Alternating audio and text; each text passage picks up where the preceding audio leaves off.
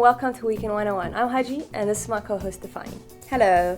In this week's episode, we take a look at Mmusi Maimane's DA victory, Burundi gets shaken up by a coup, and Nepal experiences a second earthquake.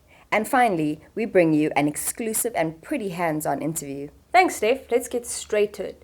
The DA made history when it elected its first black leader. So here's what you already know.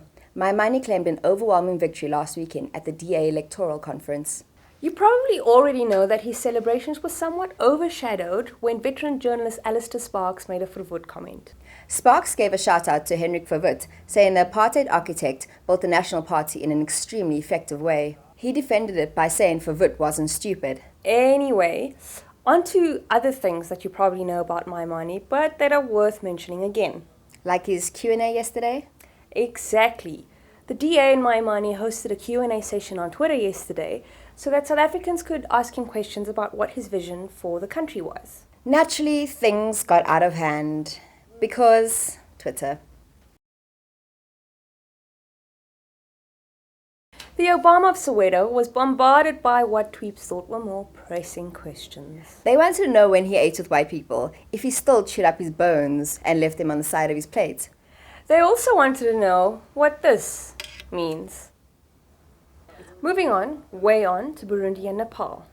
Burundian general and former intelligence chief Godfrey Niyombare launched a coup on Wednesday, capping weeks of violent protests against the president. But the latest news is that Burundi's chief of armed forces says the coup was a failure. The claim, however, was quickly denied by opponents of the Central African nation's leader. The president's whereabouts are still unknown.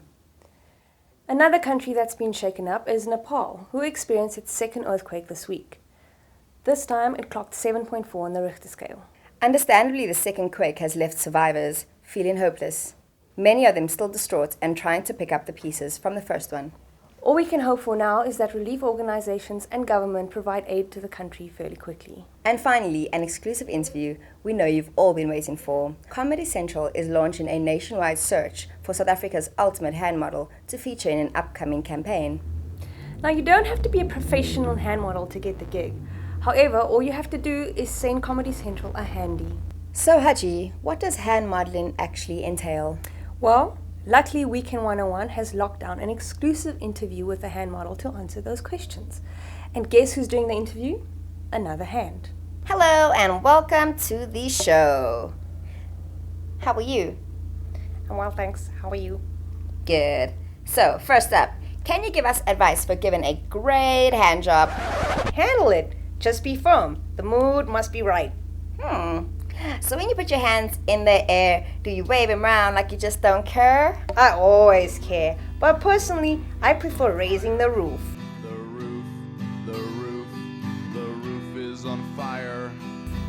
Are you a hands-on kind of hand? Definitely. I like feeling things up. I'm a handy hand. Can you even handle? It depends what it is. Are we talking about a doorknob? Maybe. And do you prefer high fives or fist bumps? I'm a fister. Sis. Well, that was really informative. You saw it here first. And until our next episode, that's it from us here at Weekend 101. See you next week.